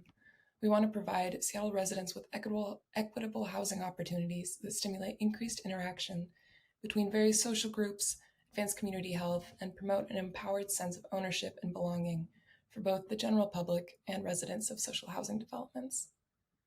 We have the tools, we have the talent, and we know that the Social Housing Initiative has the support of King County's constituency, but we now need your help to make this equitable and progressive model of housing development a reality in our beautiful city. So while we as a group have had a lot of fun putting together this feasibility study, we recognize that community is what makes these projects successful, and we cannot do the rest of these alone. So House Our Neighbors would like to extend the opportunity to all of you on this call now to work with them on other underutilized city-owned properties to do similar feasibility studies on your own. The ultimate goal is to create feasibility studies for every property on this list before a sale is even considered by the city, to prove that housing is possible and needed within our community. We really appreciate your time and want to open the floor to questions and a general discussion about anything within this presentation. I recognize that there are some people who are on video and audio and some who only have access to the chat. So I want to make sure that the people on the chat know that we are monitoring, and Camille is going to be looking at the chat to make sure that we're not missing any questions. Okay, well, Frank has asked a question in the chat, and he's asked, do we know about Home and Hope with over 30 major sites, some of which can be available to social housing? I have never heard of that. Camille or Tiffany or Mike, since you are within House Our Neighbors and the Social Housing Developer Board, have you heard of Homes and Hope? I have definitely heard Representative talk about this, but yeah, if you, I know that you're only in the chat, Frank, but if you are able to give some clarity, I would be very interested in knowing what the sites are that are potentially available that we could add to the list of this call to architects possibly. Yeah, and even maybe a link so we can see too if this is something that's available to the AMIs that are served by social housing, because we're running into the barrier with some other options because affordable housing is defined lower than what the social housing developer would. Is there anybody else on the call that has any questions or general comments about what we presented today?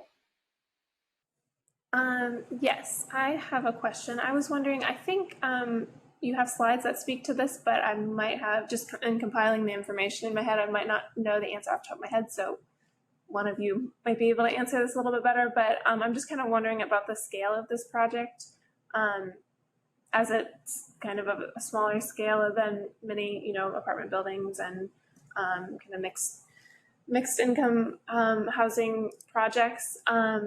And I know you had a list of the sites and what their square footage was, and I'm just wondering how this site compares to the rest of the sites that have been chosen, and also, yeah, just kind of how you feel about the scale of this project, and if this is kind of what you had in mind. I'm happy to start here and then have any of the designers pitch in. So yeah, when we were when I did the GIS analysis of the surplus land that is currently considered unused by the city, there are some larger lots. So there's some that are in the more 8 to 14,000 square foot space. This one was just kind of randomly chosen out of the list, and I know that the folks who worked on the design were intrigued by the idea of doing an infill, a smaller infill development. So the beauty of social housing being mixed income and having the cross subsidization capacity, it doesn't need to be quite as large as some other apartment buildings. Ideally a large apartment building will help us reach our goals faster, but when we have these small infill sites, they can also become social housing because of the lowered financial requirements. But happy to pass it off to any of the architects who worked on this and their decision to go with the infill site.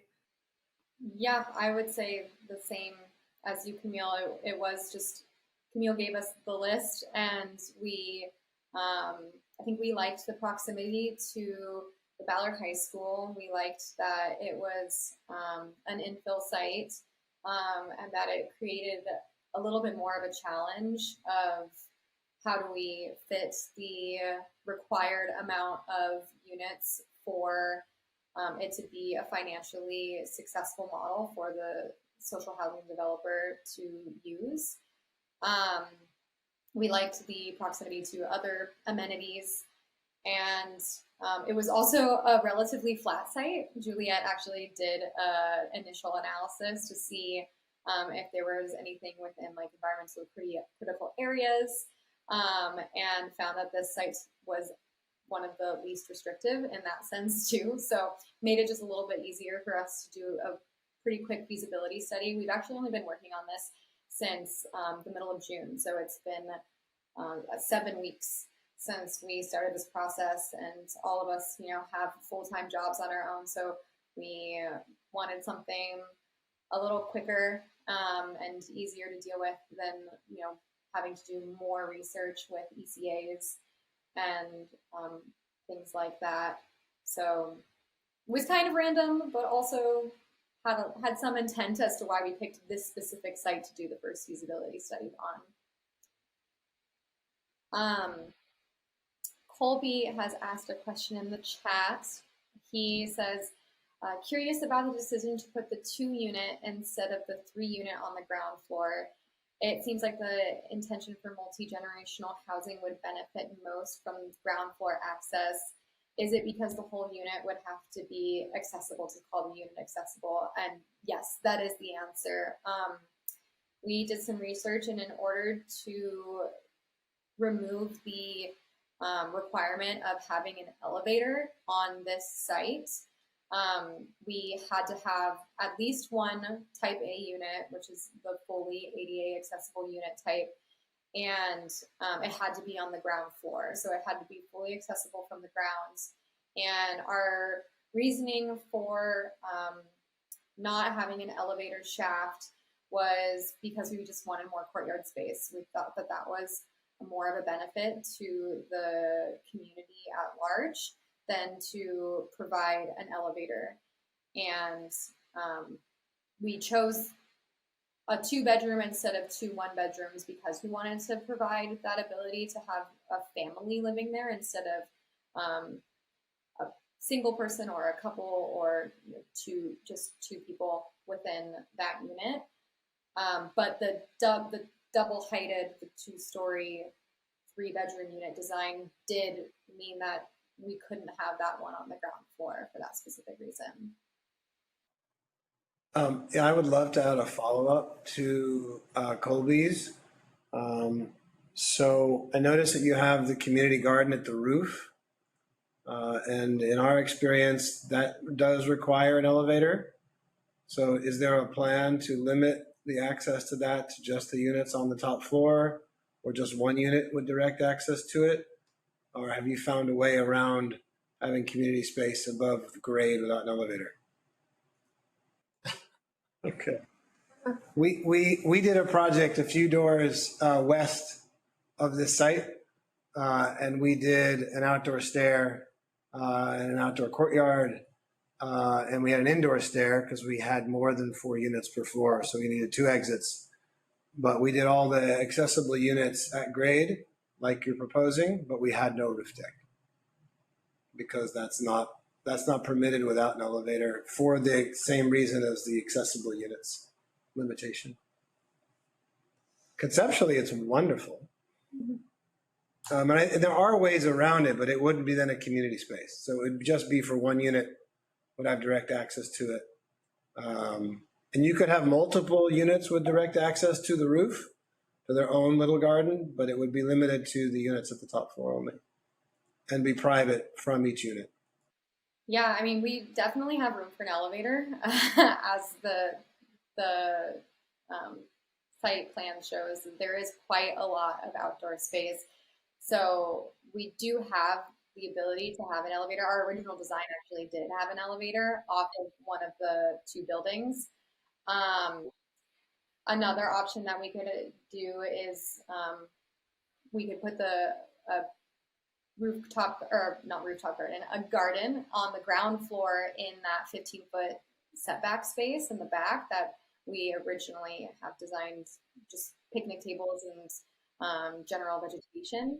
So that could be a way to provide full access to that community space. And then, like you suggested, maybe the rooftop garden would just be used for those on the 4th and 5th levels, so that they don't have to walk up the stairs as far to bring their produce in or something like that. But that's a really great comment. Thank you both, Brad and Colby, for that. There was another question in the chat that asks, how did you all get connected to do this work?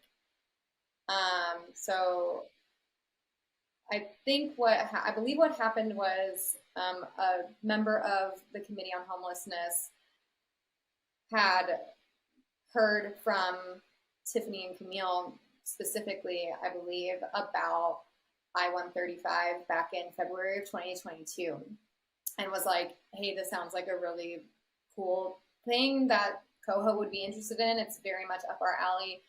The Committee on Homelessness does a lot of work within advocacy, education, and community service, all revolving around housing and homelessness within the city of Seattle. So this actually felt like it hit all 3 marks really well, and immediately became intrigued by that. And the more we got to learn about the initiative, the more we talked to Tiffany and Camille and all of House Our Neighbors, the more exciting it got. And so we've been with them since February 2022, advocating, doing educational work with architects, going specifically door to door to firms to do presentations on Initiative 135 to get them to ask or to get them to vote for it during the election. We, Coho, actually were the ones that got the AIA to publicly endorse I-135.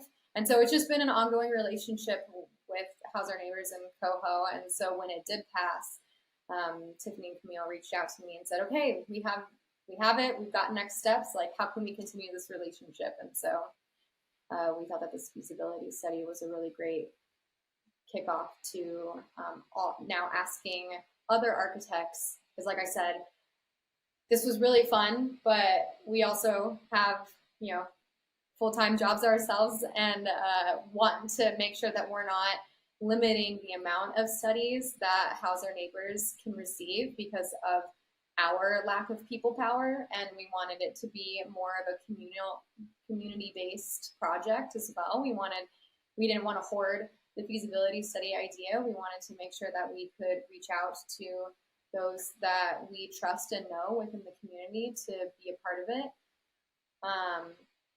And so, yeah, that's why we've invited you all here, but also those who watch this video when it's published later in the month. We hope that it inspires them to reach out to House Our Neighbors as well. And Jackie, I'll just add on that too, like the Committee on Ending Homelessness for AIA has like a multi-year relationship as well with RealChange. Like 5 or 6 years ago, part of the Seattle Design Fest actually was architects. I know Alexander Froelich was one who put up this structure out in Occidental Square about what it's like to live outside, drawing attention to like hostile architecture, drawing attention to what it's like to live unhoused. So yeah, just like a long relationship. And yeah, Jackie, Emily, and a lot of other architects. I mean, Mike is a big one too. Like just opening up this space for like, you know, a different approach to housing and addressing the crisis in our city and like in our region, and the ability to, for what I heard through all of these kind of lunch and learns that were organized, is the excitement around the ability to like design a building, not just based on like what folks can afford. And that's a very real struggle, but like being able to design things based on like community cohesion, on passive house standards, on not having to fit as many units into a building as possible. The ability to also build or construct 2 and 3 bedroom units into buildings. So like, there's just a lot of potential there.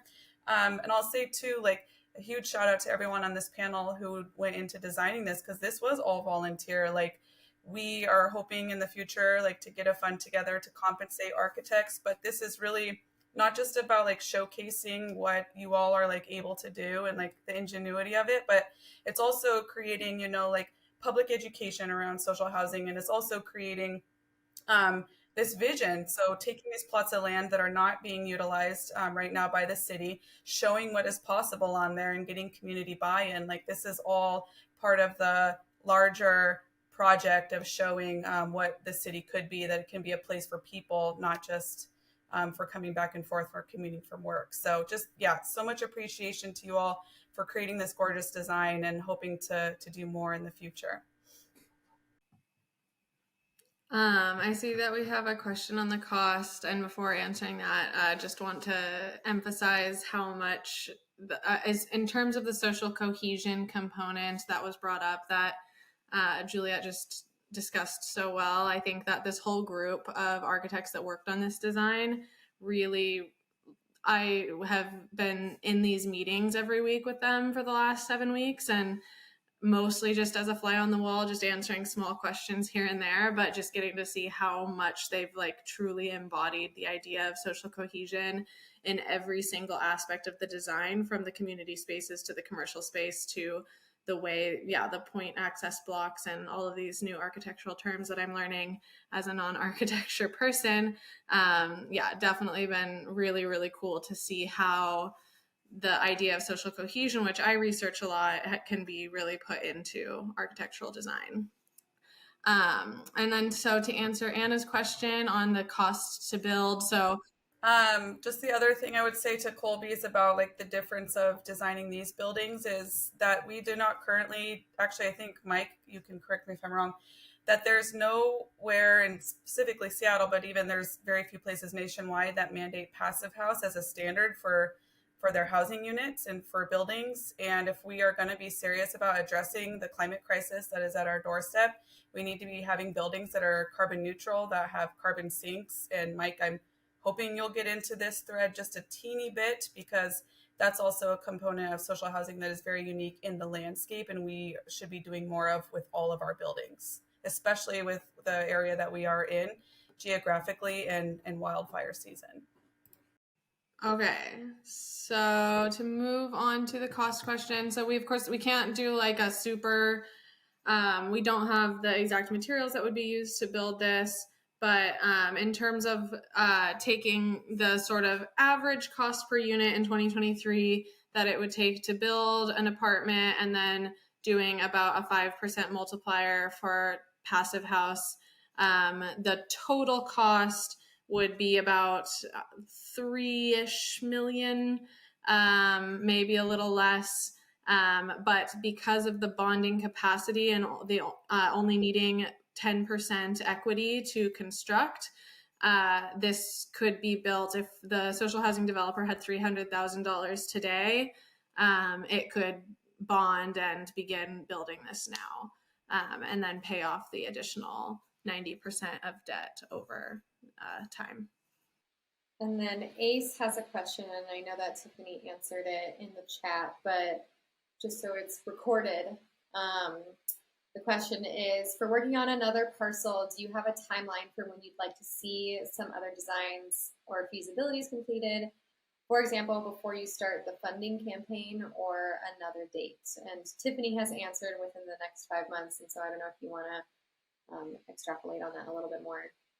No, I'll just say, like, we definitely would love to have these just as on an ongoing basis to show what's possible with land that is not being utilized and is owned by the city. So, but yeah, we definitely want to like use these visuals throughout the campaign, ideally, just to show again where money would be going to, what it would be funding, and having a beautiful visual of what could be if there was money for the social housing developer.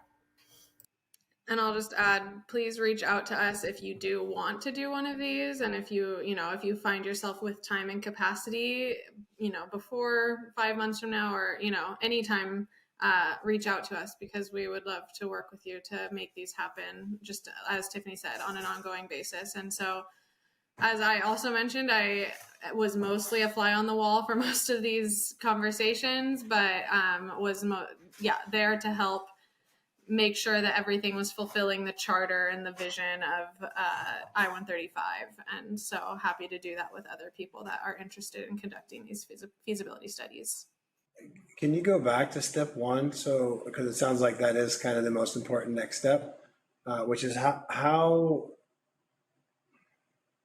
is it possible for the organization to raise funds? Is it expected to be through grants as a start point, or is there, there's a lot of local companies here that are looking to produce, I think, philanthropic investments around housing. Some I'm sure you're all aware of.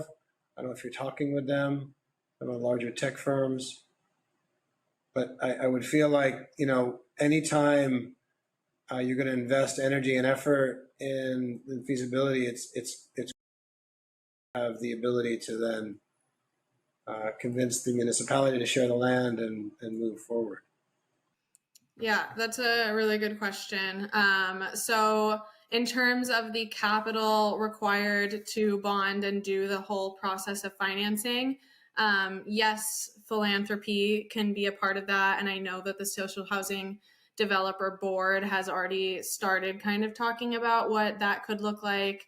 And as they hire a staff, which will be by the end of this year, they'll have the, paid people who are paid to start doing that work and ask for donations of capital from philanthropic organizations. But in terms of House Our Neighbors and why Tiffany and I are here, and what Tiffany was talking about, is that we will be running a revenue campaign coming up. We are in the final process of working with a lawyer to pave a legal path forward with a progressive revenue source that would go to the developer to generate that capital that can be bonded on. And so then to kind of go into what Colby's question, what is happening in 5 months, within the next 5 months, we hope to have launched this revenue campaign. And so having these feasibility studies as a way to show what we can do with the revenue that is hopefully passed through initiative, that is what we would be utilizing this for. And Initiative 135 also has a clause in it that states that, and Jackie mentioned this at the very beginning of the presentation, that any public land, if the city of Seattle is considering selling or gifting public land to any non-public use, they have to conduct a feasibility study first. And there is no process yet for how they can do that. And so we're trying to get on top of that through these feasibility studies so that we can show the city of Seattle, like, look, we've done this. This land should go to the Seattle social housing developer, and the revenue should, once we pass this revenue, we can use it to build these stunning developments that you all are designing. Can I ask another question? Great. So part of feasibility studies, we would typically be involved in, we'd be looking at other things than the beautiful images you all showed. Is there representation in the group, or is there been process already looking at utilities and right-of-way requirements and some things that can often make these smaller infill projects not feasible after you've gotten down a certain point? Oh, do you mean like the availability of existing utilities and things like that, or? Sure.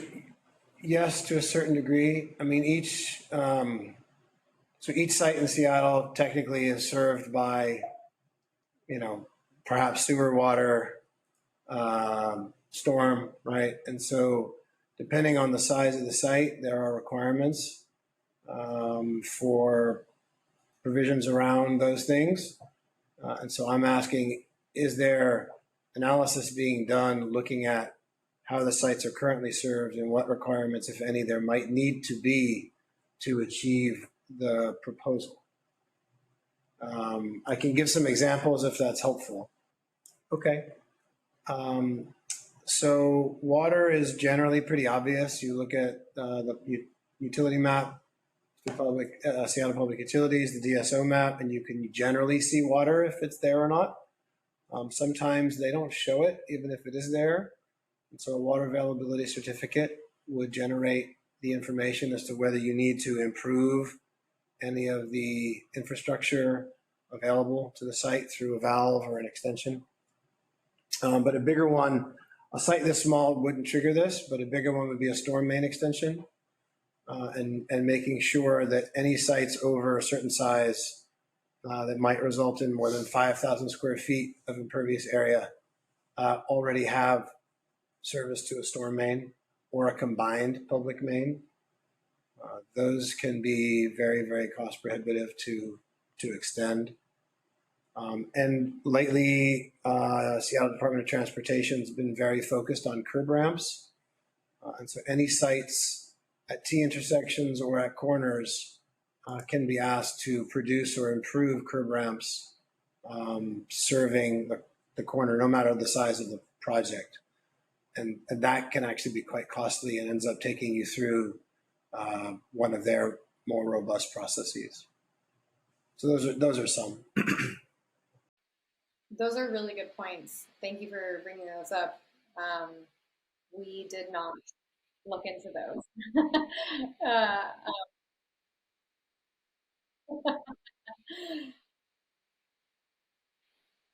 Yeah.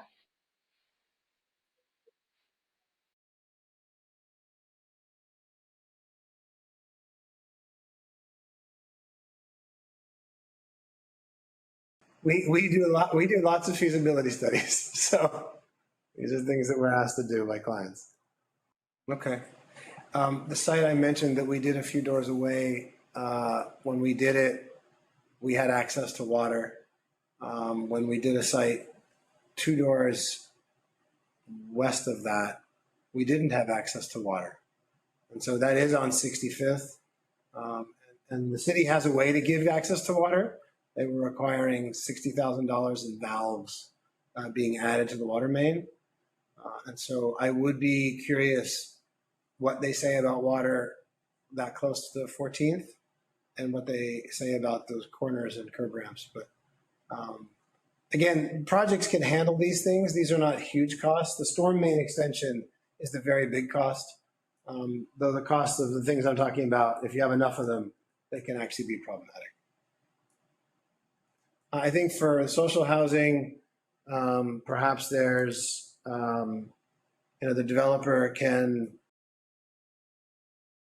by just simply raising more funds, which is different than a market rate developer who, at the end of the project, has to tell a bank that they're reaching a certain return on their investment. So I don't know how much it impacts the ability for the social housing developer to do the work. I had another question, actually. Now's a good time to interject. I think this question is for Camille, because you did the GIS analysis. I don't know if you can give just kind of a general maybe percentage of the list you gave, which I think was about 10 sites. What kind of general percentage do you think that is of like sites that are potentially available for this in the city? Is that representative of a much larger amount or something like that?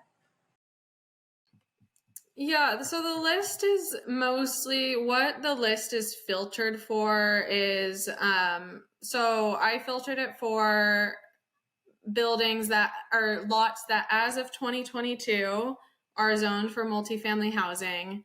I mean, we know that now with the state, that's changing a bit, but this was just, I did this earlier this year. So yeah, buildings that were zoned for multifamily housing, and lots that seemed large enough to be able to construct, at least 10 units. And then they were also on a spreadsheet, a public spreadsheet of the city that stated what land was currently unused, vacant, and didn't have a future use. So there's some vacant and unused land that has future use planned, and so these are lots that had no future use planned as of yet, but are owned by various city departments.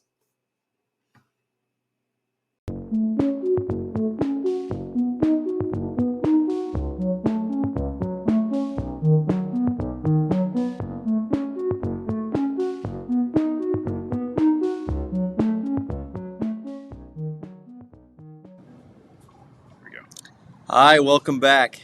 I hope you enjoyed the panel discussion on Initiative 135. Personally, I'm really glad to see some progress being made on affordable housing, so I hope you all enjoyed it. Yes. Before we go, we'd like to give thanks to Gates Foundation Discovery Center for having us, and be sure to check out their Designing Motherhood exhibit going on until December.